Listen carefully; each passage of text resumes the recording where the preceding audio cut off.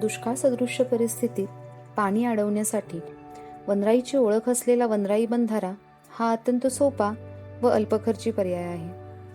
वनराईच्या पर्यावरणवादी धोरणातून 1990 साली वनराई बंधाऱ्याची संकल्पना अस्तित्वात आली. चला तर मग पाहूया लोकसहभागातून हा बंधारा कसा बांधायचा. साधारणपणे पावसाळ्यानंतर जेव्हा ओढ्या नाल्यातील पाण्याचा प्रवाह कमी होतो तेव्हा वनराई बंधारा बांधणे फायद्याचे ठरते. बंधाऱ्यासाठी योग्य जागेची निवड करताना नाल्याचे पात्र सपाट असेल अशी जागा शक्यतो निवडावी, जेणेकरून बंधाऱ्यामध्ये जास्तीत जास्त पाणी अडवता येईल. नाल्याचे काठ मजबूत असावेत व प्रवाह सरळ असावा. बंधाऱ्याजवळ वळण नसावे. 10 मीटर लांबीचा बंधारा बांधण्यासाठी साधारणपणे 700 ते 800 रिकामी पोती लागतात. ही पोती 70 ते 75% मातीने भरून सुतळी व दाभणाच्या सहाय्याने तोंड आत दुमडून शिवून घ्यावीत.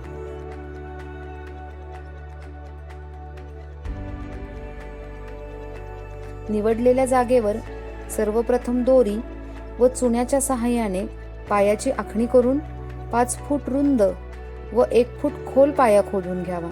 यानंतर भरलेली पोती एकमेकांना चिकटवून व्हिडिओमध्ये दाखविल्याप्रमाणे प्रवाहाच्या दिशेला आडव्या पद्धतीने रचून पायाने दाबून घेऊन बंधाऱ्याच्या पायातली पहिली ओळ रचून घ्यावी.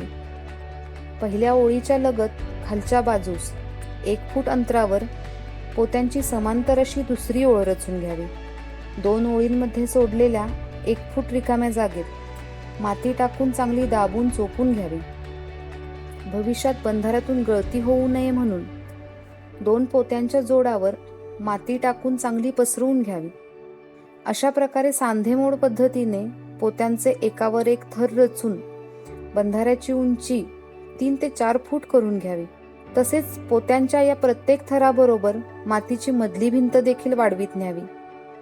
शेवटचा थर तयार करताना मध्यभागी चोपलेल्या मातीवर देखील पोत्यांचा एक थर रचून पायाने दाबून घ्यावा. बंधारा तयार करत असताना जास्तीचे पाणी निघून जाण्यासाठी व्हिडिओमध्ये दाखविल्याप्रमाणे एक सांडवा तयार करून घ्यावा.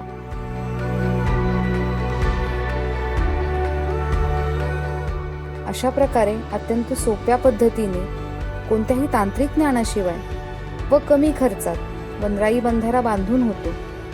ओढ्या नाल्यांमध्ये ठराविक अंतरावर साखळी पद्धतीने व पाण्याच्या स्रोतांच्या वरच्या बाजूस जर वनराई बंधारे बांधले तर भूजल पातळीत वाढ होऊन पाणी साठा वाढण्यास मदत होते.